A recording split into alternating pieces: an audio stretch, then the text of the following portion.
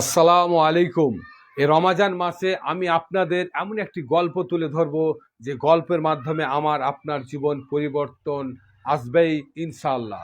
সেই গল্পটি হলো, একজন একটি পাথর পেয়েছে, সেই পাথরটি নিয়ে এক ডায়মন্ডের দোকানে গেল। ডায়মন্ডের দোকানে গিয়ে সে পাথরটি বিক্রি করতে চাইল। তখন ডায়মন্ডের দোকানদার বলল যে এই পাথরের যদি তুমি ন্যায্য মূল্য নিতে চাও তাহলে এই এলাকায় এই শহরে কেউ ন্যায্য মূল্য দিতে পারবে না। ন্যায্য মূল্য নিতে গেলে তোমাকে রাজ দরবারে যেতে হবে।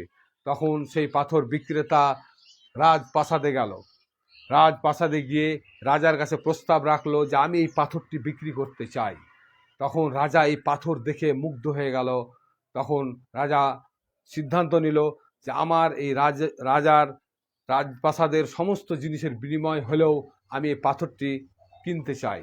তখন উজির রাজামশাইকে একটি প্রস্তাব রাখলো যে রাজামশাই, আপনি একটি কাজ করুন, যে সূর্য উদয় থেকে নিয়ে সূর্য অস্তমিত পর্যন্ত এই সময়ের মধ্যে রাজপ্রাসাদ থেকে সে যা কিছু নিয়ে যেতে পারে এর বিনিময়ে পাথরটি আপনি ক্রয় করুন।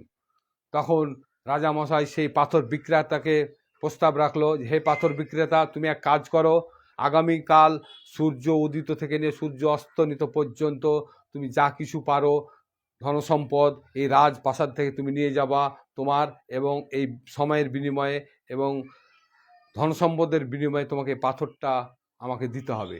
তখন সেই পাথর বিক্রেতা এই প্রস্তাবে রাজি হয়ে গেল। সেই প্রস্তাব মোতাবেক তার পরের দিন ভোরবেলায় সেই পাথর বিক্রেতা রাজপ্রাসাদে গিয়ে হাজির হলো। রাজপ্রাসাদে হাজির হওয়ার পর তাকে সুযোগ দেওয়া হলো সূর্য উদয় থেকে নিয়ে সূর্য অস্তমিত পর্যন্ত সে যে কোনো ধনসম্পদ সে রাজপ্রাসাদ থেকে নিয়ে রাজপ্রাসাদের গেটের বাইরে রাখবে, তারপর সে নিয়ে চলে যাবে। সেই মোতাবেক সেই পাথর বিক্রেতা প্রথম রুমে ঢুকে দেখছে রাজকীয় পোশাক, এত সুন্দর সুন্দর পোশাক। সে পোশাক দেখে সে পাথর বিক্রেতা মুগ্ধ হয়ে গেল। তারপর সেই পোশাক পরে আয়নার কাছে সে দাঁড়িয়ে দেখছে নিজেকে কেমন লাগছে, নিজেকে রাজার মতো লাগছে কিনা সে দেখছে। দেখছে যে না, আমাকে রাজার মতো লাগছে না, আমাকে বাদশার মতো লাগছে না। সে পোশাকটা চেঞ্জ করে আর একটা পোশাক পরছে।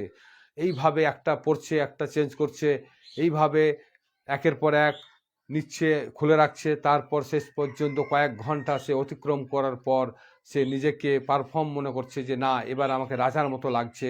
তারপরে বিভিন্ন দামি দামি সেন্ট ব্যবহার করে তার পরের রুমে ঢুকে দেখছে যে রাজকীয় খাবার, এত সুন্দর খাবার। সেই খাবার থেকে সেই পাথর বিক্রেতা মুগ্ধ হয়ে খাবার খেতে শুরু করলো।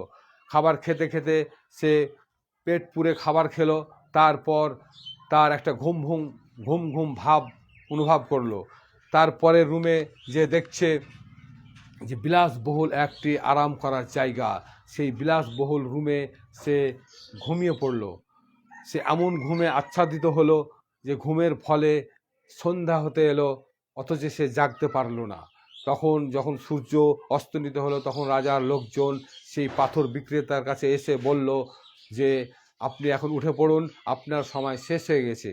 পাথর বিক্রেতা উঠে দেখছে যে সত্যি সত্যি সূর্য অস্তমিত হয়ে গেছে, সময় আমার শেষ হয়ে গেছে। পাথর বিক্রেতা আর্তনাদ করলো, ফরিয়াদ করলো যে আমাকে কিছুটা সময় দেওয়া হোক, আমার এই আপনাদের এই রাজপ্রাসাদ থেকে মূল্যবান দ্রব্যগুলো, মূল্যবান সম্পদগুলো আমি জানি এখান থেকে নিয়ে যেতে পারি। তখন রাজার লোকজন বলল যে না, আর সুযোগ দেওয়া হবে না। তোমার সাথে যেটা চুক্তি হয়েছে সূর্য উদয় থেকে নিয়ে সূর্য অস্তমিত পর্যন্ত, এর মধ্যে যা কিছু তুমি সয় সম্পত্তি নিয়ে যেতে পারো। যেহেতু তুমি নিতে পেরেছো না পেরেছো তোমার ব্যাপার, আর সুযোগ দেওয়া হবে না। অবশেষে সেই পাথর বিক্রেতাকে রাজপ্রাসাদ থেকে বের করে দেওয়া হলো খালি হাতে। তো আমাদের জীবনে এই গল্প থেকে আমরা কি শিক্ষা নিতে পারি? এই গল্প থেকে আমাদের শিক্ষা হলো এই যে আমাদের জীবনের ব্যস্ততা হচ্ছে পোশাক, খাবার এবং আরাম, এই তিনটার মধ্যে আমাদের জীবনকে ব্যস্ত করে রেখেছি। রমজান মাসে ঠিক সেটাই ঘটছে। কিভাবে?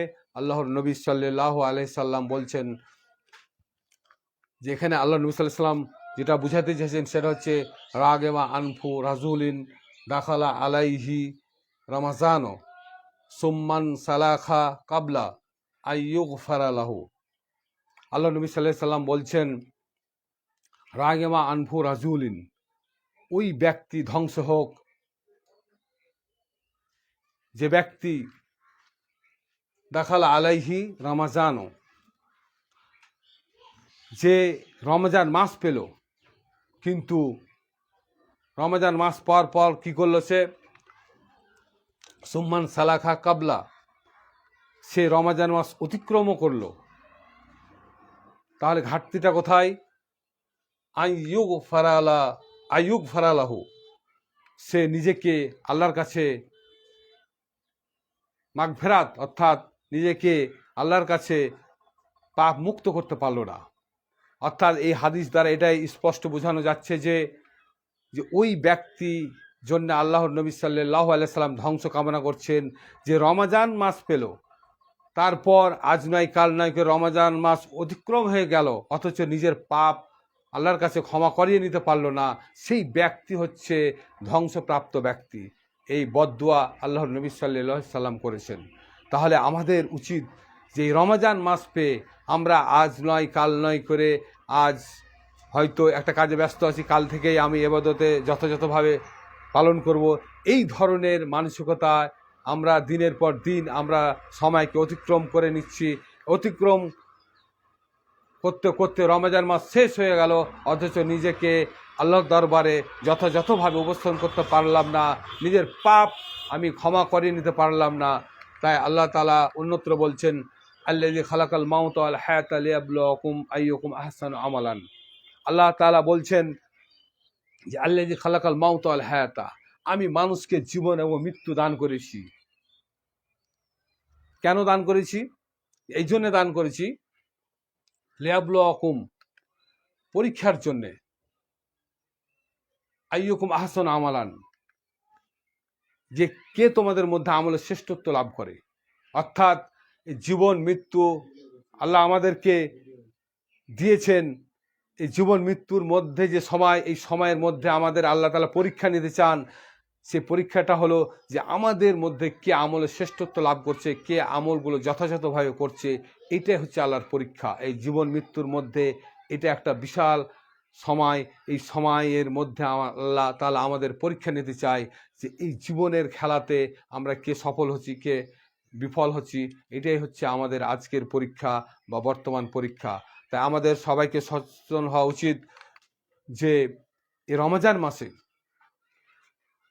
যে সময়টা পেয়েছি, এখন যে সময়টা আছে, সেই সময়টাকে যে আমরা যেন যথাযথভাবে আল্লাহর ইবাদতের জন্যে, নিজেকে পরিবর্তনের জন্যে আল্লাহর কাছে আমরা যেন নিজেকে পারফর্ম করতে পারি, উপস্থাপনা করতে পারি। এই উপস্থাপনার মাধ্যমে আল্লাহ যেন আমার জীবনের সমস্ত গুনাহ আল্লাহ আমাকে মাফ করেন, বা আমরা যেন মাফ করে নিতে পারি। এই আশা আকাঙ্ক্ষা নিয়ে আজ থেকে আমরা এই বাকি সময়গুলো অতিক্রম করব, এই রমজান মাসের বাকি সময়গুলো যথাযথভাবে কাটাবো। আল্লাহ যেন আমাদেরকে এই রমজান মাসের বাকি সময়গুলো সঠিকভাবে কাটার জন্য তৌফিক দান করেন। আমিন। আসসালামু আলাইকুম।